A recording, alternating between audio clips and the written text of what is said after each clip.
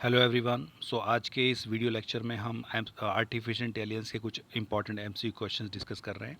इससे पहले हम कई video lectures MCQ based artificial intelligence पर बना चुके हैं। चैनल पर आर्टिफिशियल इंटेलिजेंस नाम से प्लेलिस्ट अवेलेबल है, जिसमें आप जा करके इन क्वेश्चंस को देख सकते हो। तो देखो, एमसीक्यू क्वेश्चंस करने के बेनिफिट्स कई होते हैं। लाइक अगर आपने बेसिकल फंडामेंटल चीज़ें अगर आपने पढ़ रखी हैं, देन उसके बाद एमसीक्यू क्वेश्चंस आप लगाते हो तो आपको कई जगह पर बेनिफिट मिलता है। लाइक एमसीक्यू क्वेश्चंस वाले अगर कोई एग्जामिनेशन में आप पार्टिसिपेट करो, वहाँ पर हेल्प मिलेगी। साथ के साथ जो बेसिक फंडामेंटल थ्योरेटिकल पार्ट्स भी वो भी आपके कवर होते जाते हैं। ठीक है, तो आज के लिए हम क्वेश्चन 1 से स्टार्ट कर रहे हैं। What is meant by artificial intelligence. तो आर्टिफिशियल इंटेलिजेंस से क्या समझ रहे हैं, इस तरह से क्वेश्चन है। तो जहाँ पर भी इंटेलिजेंट वर्ड यूज़ होगा तो वहाँ पर हम इसको रिलेट करने की कोशिश करेंगे। देखो, एक क्वेश्चन दिया हुआ होता है एमसीक्यू बेस्ड में, 4 ऑप्शन है। तो देखो, हो सकता है कि 4 में से आपको कई ऑप्शंस ऐसे लगे जो करेक्ट हो, लेकिन जो हमें बेस्ट सूटेबल ऑप्शन होता है उसको चूज़ करना होता है। ठीक है, तो अगर आप इसको पढ़ोगे तो आप इजीली, अगर आपने क्वेश्चंस लगाए हुए हैं पहले से, तो आप इन क्वेश्चंस को इजीली सॉल्व कर सकते हो। लाइक अगर हम पढ़ें, देखो पहला ऑप्शन पढ़ते हैं। Artificial intelligence defined as field aiming to make humans more intelligent. तो क्या ह्यूमंस को मोर इंटेलिजेंट बनाने के लिए आर्टिफिशियल इंटेलिजेंस है? ठीक है, तो ऐसा नहीं है। बेसिकली मशीन को हमें इंटेलिजेंट बनाना, ताकि मशीन जो है ह्यूमन एफर्ट्स को जो है रिड्यूस कर सके और ह्यूमन की तरह बिहेव कर सके। ये बेसिकली जो मेन फंडा होता है, इस तरह से होता है आर्टिफिशियल इंटेलिजेंस का। दूसरा पार्ट पढ़ते हैं। दूसरा पार्ट क्या कह रहा है कि artificial intelligence is defined as a field aiming to improve security. क्या सिक्योरिटी इंप्रूव करने के लिए? तो हाँ, कई हद तक इसको कह सकते हैं। ठीक है, सिक्योरिटी वही हम ऐसे प्रोग्राम बना सकते हैं, ऐसे डिवाइसेस बना सकते हैं जिनमें हम इंटेलिजेंस को यूज़ करके सिक्योरिटी को प्रोवाइड करा सकते हैं। तो ये ऑप्शन भी हो सकता है कि हमें लगे ठीक हो, लेकिन हमें मोस्ट सूटेबल ऑप्शन को सर्च करना होता है। तो आगे बढ़ते हैं, क्वेश्चन ऑप्शन डी पढ़ते हैं। Artificial intelligence is defined as a field aiming to develop intelligent machines. तो यही ऑप्शन करेक्ट होगा। जो आर्टिफिशियल इंटेलिजेंस का मेन काम होता है इंटेलिजेंट मशीन्स को डेवलप करना, ताकि वो इंटेलिजेंटली काम कर सकें, ह्यूमन की तरह बिहेव कर सकें और ह्यूमन के काम को जो है आसान बना सके। तो ये काम है मेन किसका? आर्टिफिशियल इंटेलिजेंस का। तो क्वेश्चन नंबर 1 का डी ऑप्शन यहाँ पर परफेक्टली करेक्ट होगा। तो आप देख रहे होंगे कि कई ऑप्शन हमें लगता है कि हाँ, ये भी ठीक हो सकता है, ये भी ठीक हो सकता है, लेकिन हमें जो बेस्ट सूटेबल ऑप्शन उसको चूज़ करना होता है। अगर आप सारे ऑप्शंस को सही से पढ़ोगे और थोड़ा सा रिलेट करोगे चीज़ों को, तो आपको सही आंसर मिल जाएगा। आगे बढ़ते question number 2, which is considered the branch of artificial intelligence. तो आर्टिफिशियल इंटेलिजेंस की ब्रांच इनमें से कौन सी है? साइबर फॉरेंसिक्स है, मशीन लर्निंग है, नेटवर्क डिज़ाइन है, फुल स्टैक डेवलपर है। तो देखो, हमें मोस्ट सुटेबल ऑप्शन को सर्च करना है, तो मशीन लर्निंग। ठीक है ना, which is the branch of the artificial intelligence. तो यहाँ पर ये क्या है? Machine learning. ऑप्शन 3, क्वेश्चन 3 देखते हैं। Blind search is use for which of the mentioned situations. तो देखो, ब्लाइंड सर्च एक टर्म यूज़ होता है, तो वो यहाँ पर इनमें से किन सिचुएशंस के लिए यहाँ पर यूज़ होता है? तो देखिए, एडवांस गेम थ्योरी के लिए, रियल लाइफ सिमुलेशन के लिए, स्मॉल स्पेस सर्च स्पेस के लिए। तो ये स्मॉल सर्च स्पेस के लिए यूज़ होता है। क्या ब्लाइंड सर्च जो टर्म है वो बेसिकली किसके लिए यूज़ होता है? स्मॉल सर्च स्पेस के लिए यूज़ होता है। और ये ब्लाइंड सर्च में बेसिकली जो होता है क्या है कि जो डोमेन इन्फॉर्मेशन है वो अवेलेबल नहीं होती है, इसलिए इसको स्मॉल सर्च स्पेस में यूज़ किया जाता है। तो क्वेश्चन नंबर 3 का सी ऑप्शन करेक्ट होगा। क्वेश्चन डी 4 देखते हैं। In case a machine is capable of changing its course of action based on the external environment without any external help, then the machine is called. Machine जो है अपने आप सब काम कर रही है, बाहर के एनवायरनमेंट को ग्रेस्प कर रही है, एक्सटर्नल एनवायरनमेंट से इफ़ेक्ट हो रही है, उसको समझ रही है। तो उसको हम क्या बोलेंगे? क्या उसको इंटेलिजेंट बोलेंगे, मोबाइल बोलेंगे, स्मार्ट बोलेंगे, क्या बोलेंगे? तो ये इंटेलिजेंट बोलेंगे। वो मशीन क्या है? एक इंटेलिजेंट मशीन है, क्योंकि एक्सटर्नल एनवायरनमेंट को ग्रेस्प कर रही है, चीज़ों को समझ रही है, ऑटोमेटिकली डिसीजंस ले रही है, काम कर रही है। तो ऐसी मशीन्स क्या होती है? इंटेलिजेंट मशीन्स होती हैं। क्वेश्चन नंबर 5 देखते हैं। What is the main aim of artificial intelligence. तो आर्टिफिशियल इंटेलिजेंस का मेन एम की हम बात कर रहे हैं। तो मेन एम क्या है? To solve real world issues. क्या रियल वर्ल्ड इश्यूज़ को सॉल्व करना इसका आर्टिफिशियल इंटेलिजेंस का मेन एम है? भाई, रियल वर्ल्ड इश्यूज़ को सॉल्व करने के लिए तो और भी कई सारे एनवायरनमेंट है, कई सारी प्रोग्रामिंग लैंग्वेजेज उनका यूज़ किया जाता है, कई सारे पैराडिम्स हैं जिनका यूज़ किया जाता है। तो क्या आर्टिफिशियल इंटेलिजेंस का काम केवल रियल वर्ल्ड प्रॉब्लम को सॉल्व करना है? आगे देखते हैं, ऐसा हमें नहीं लगता है। अभी हम दूसरा ऑप्शन पढ़ते हैं। To explain different sorts of intelligence. तो यही ऑप्शन करेक्ट होगा, क्योंकि आर्टिफिशियल इंटेलिजेंस का मतलब है कि डिफरेंट डिफरेंट इंटेलिजेंस को एक्सप्लेन करने के लिए ही आर्टिफिशियल इंटेलिजेंस का यूज़ होता है। सी ऑप्शन पढ़ते हैं। To to solve artificial problems. और क्वेश्चन ऑप्शन डी क्या कह रहा है, to obtain information about scientific issues. तो देखो मैंने बताया था कि आपको कई ऑप्शंस करेक्ट लग सकते हैं। अगर आप कोई क्वेश्चन पढ़ते हो और आपको 4 ऑप्शन दिए जा रहे हैं तो आपको लगेगा ये भी ठीक है, ये भी ठीक है, लेकिन हमें बेस्ट सूटेबल ऑप्शन को चूज़ करना होता है। तो यहाँ पर बेस्ट सूटेबल ऑप्शन हमें लग रहा है to explain different sorts of intelligence. यही हमारा क्या है, main aim of artificial intelligence है। 5वें का बी ऑप्शन करेक्ट होगा। आगे देखते हैं क्वेश्चन नंबर 6 क्या कह रहा है, artificial intelligence is classified into. तो आर्टिफिशियल इंटेलिजेंस जो है कितने कैटेगरी, प्रोसेस की कितनी कैटेगरीज में डिवाइड किया जाता है। तो थ्री कैटेगरी की प्रोसेस इसमें होती है। ठीक है, एक होती है सेंसिंग होती है, एक रीजनिंग होती है और एक होती है एक्टिंग। ठीक है, एक होती है सेंसिंग, ठीक है, एक होती है रीजनिंग, सेंस करना, फिर उसको रीज़न करना, एंड देन फाइनली एक होती है एक्टिंग। ठीक है, एक्टिंग। तो ये 3 हमारे कैटेगरी होती है प्रोसेसेस की, sensing, reasoning and acting. Question number 7 पढ़ते हैं, is the common language for AI. तो एआई के लिए इनमें से कॉमन लैंग्वेज कौन सी है। तो देखो वही वही वाली बात आ गई कि हमें कई ऑप्शन ठीक लग सकते हैं। हमें लगता है लिस्ट पे भी ठीक ठीक हो सकता है। हमें कई बार लगा कि जावा एक पावरफुल लैंग्वेज है, हो सकता है जावा का भी यूज़ हो एआई के लिए। लेकिन जो परफेक्ट आंसर यहाँ पर क्या है, आप समझ गए होंगे, पाइथन। आजकल जो है पाइथन स्पेसिफिकली आर्टिफिशियल इंटेलिजेंस के लिए यूज़ किया जा रहा है इसको। लो तो the Python is the common language for AI. आगे बढ़ते हैं, question number 8, which of the following are the. हाँ, इससे पहले देखो पाइथन, लिस्प एक बहुत पुरानी लैंग्वेज है। जो पाइथन है वो 1990s के आसपास आई थी, 1991 के आसपास आई थी, और इतनी पुरानी लैंग्वेज है, लेकिन अभी कुछ सालों से ज़्यादा पॉपुलर हुई है। आर्टिफिशियल इंटेलिजेंस के एरा में बहुत ज़्यादा यूज़ हो रहा है इसका, पाइथन लैंग्वेज का। लिस्प एक लिस्ट प्रोसेसिंग लैंग्वेज, एक एआई बेस्ड लैंग्वेज है ये भी, जो कि 1950s 60s के आसपास इसको डेवलप किया गया था। इनिशियल फेज़ में जब आर्टिफिशियल इंटेलिजेंस का एरा काम डेवलप होना शुरू हुआ था, तब इसको डेवलप किया गया था। बहुत पुरानी लैंग्वेज है।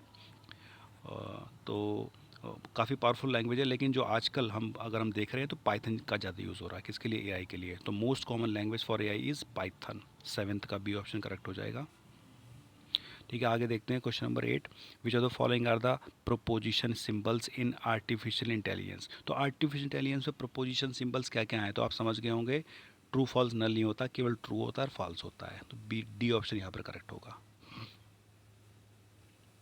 आगे बढ़ते हैं, question number 9, is not an application of AI. तो देखिए इन चारों में से एआई का एप्लीकेशन कौन सा नहीं है। तो डेटाबेस मैनेजमेंट सिस्टम, यही ऑप्शन करेक्ट हो जाएगा। डेटाबेस मैनेजमेंट सिस्टम स्पेसिफिकली जो है एआई का एप्लीकेशन नहीं है। डिजिटल असिस्टेंस हैं, नेचुरल लैंग्वेज प्रोसेसिंग है, कंप्यूटर विजन है, ये तीनों एरिया जो है एआई के एप्लीकेशंस की तरह यूज़ हो सकते हैं, लेकिन database management system specifically is not an application of AI. Question number 10 देखते हैं, is the informed search method. इनमें से कौन सी जो है इन्फॉर्म्ड सर्च मेथड है। एआई में बहुत सारी टेक्निक्स यूज़ होती हैं, जैसे मैंने बताया कि सर्चिंग वर्चिंग ये सब करना, ये भी एक पार्ट है उसमें। जैसे सेंस करते हैं, सेंस करना, सर्चिंग करना, फिर रीजनिंग करना, फिर एक्टिंग करना। तो ये स्टेप्स हैं जब हम एआई को परफॉर्म करते हैं।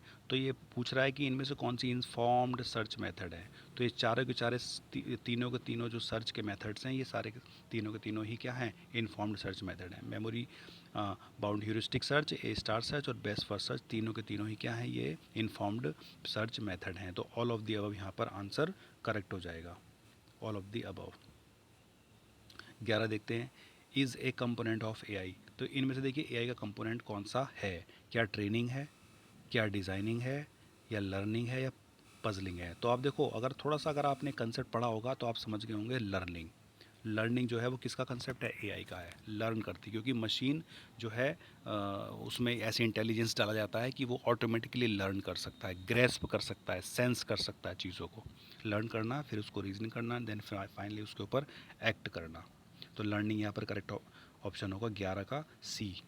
आगे देखते हैं, क्वेश्चन नंबर 12 देखते हैं, on which approach the face recognition system is based. तो फेस रिकग्निशन सिस्टम जो है कौन सी अप्रोच के ऊपर बेस्ड है।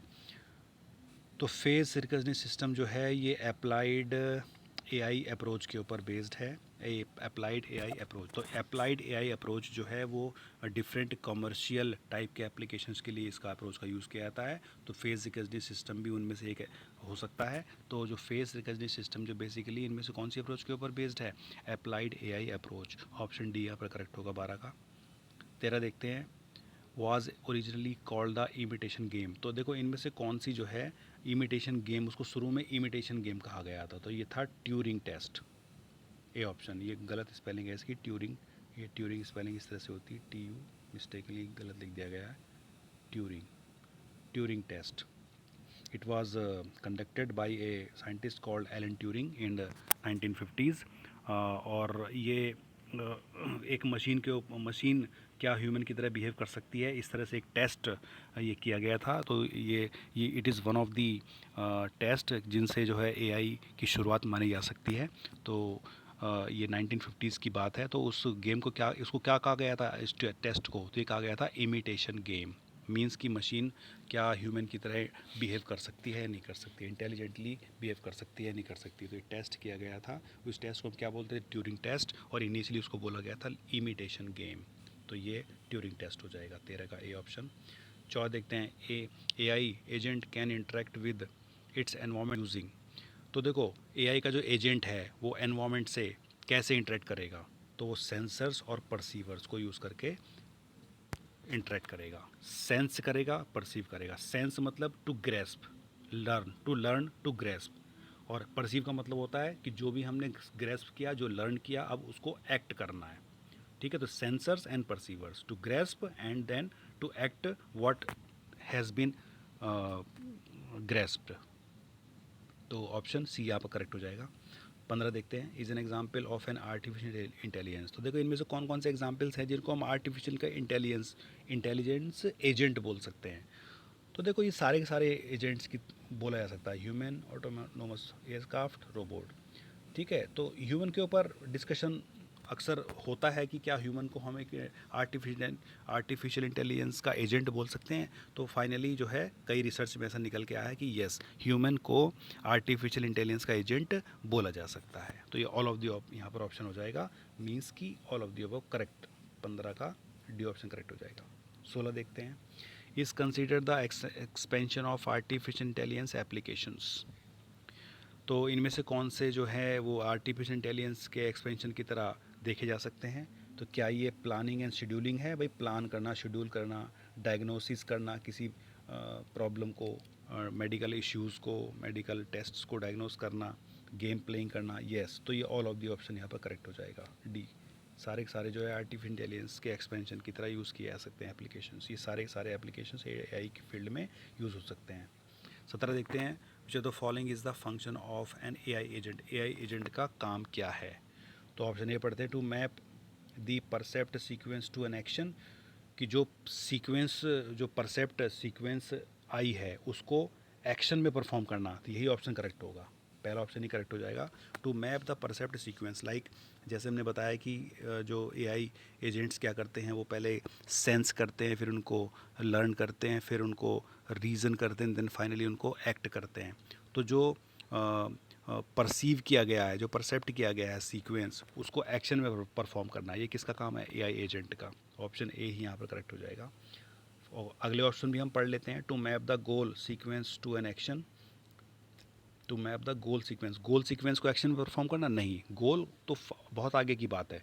जो हमने सीखा है, जो हमने ग्रेस्प किया है, जो परसीव किया है, उसको एक्ट में परफॉर्म करना होता है।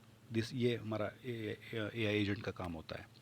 सी ऑप्शन देखते हैं, to work without direct interference from any external factor like humans. नहीं भाई, एक्सटर्नल फैक्टर्स को तो यूज़ किया ही जाएगा साथ में, तो ऐसा नहीं है कि ये सी ऑप्शन तो यहाँ पर गलत हो जाएगा बिल्कुल। डी देखते हैं, to map the environment sequence to actions. Environment sequence को एक्शन में परफॉर्म नहीं करना, ये काम भी नहीं है, तो पहला ऑप्शन यहाँ पर करेक्ट होगा। ठीक है, तो which of the following is the function of on AI agent. तो ये है to map the percept sequence to an action, percept sequence को एक एक्शन में परफॉर्म करना। 17 का ए ऑप्शन यहाँ पर करेक्ट हो जाएगा। 18 देखते हैं, when someone programs a robot by moving it physically through the trajectory that they want it to follow is known as. तो इसको क्या बोला जाता है, तो ये होता है कंटिन्यूस पाथ कंट्रोल। इस प्रोसेस को क्या बोलते हैं, इसको बोलते हैं continuous path control. Option D यहाँ पर करेक्ट हो जाएगा, कंटिन्यूस पाथ कंट्रोल। 19 क्वेश्चन देखते हैं, the computer program simulating the thought process of humans is known as. Computer programs ऐसे जो कि थॉट प्रोसेस, ह्यूमन की थॉट प्रोसेस को सिमुलेट करते हैं, तो ये क्या होते हैं, ये एक्सपर्ट सिस्टम होते हैं। जो ह्यूमन जैसे सोचता है, और उसको मशीन करे तो ये इसको सिमुलेट करे, तो ये क्या है? ये है एक्सपर्ट सिस्टम। 20 क्वेश्चन देखते हैं। द क्रिएटर ऑफ फिर in the blanks called it the, repeat हो गया क्वेश्चन, इमिटेशन गेम, तो किसको कहा गया था? ये था ट्यूरिंग टेस्ट। बी हो जाएगा। तो फ्रेंड्स आज हमने 20 क्वेश्चन डिस्कस कर लिए हैं। इस तरह से हम ये छोटे छोटे क्वेश्चंस के सेट को अगर हम एक बार देखते जाएंगे तो हमारा जो आर्टिफिशियल इंटेलिजेंस का जो सब्जेक्ट है उसका जो बेस है बहुत मजबूत हो जाएगा हम लोगों के लिए। जो बेसिक्स हैं वो हमने पढ़े हैं, उसके बाद हम इन क्वेश्चंस को लगाते हैं तो हमारा जो नॉलेज है वो और ज़्यादा स्ट्रॉन्ग बनेगा और हमारा थ्योरेटिकल पार्ट भी कवर होगा, साथ के साथ MCQ बेस वाला पार्ट भी हमारा कवर होता जाएगा। तो अभी के लिए इतना चलते हैं। Thank you so much. Bye bye and have a nice day.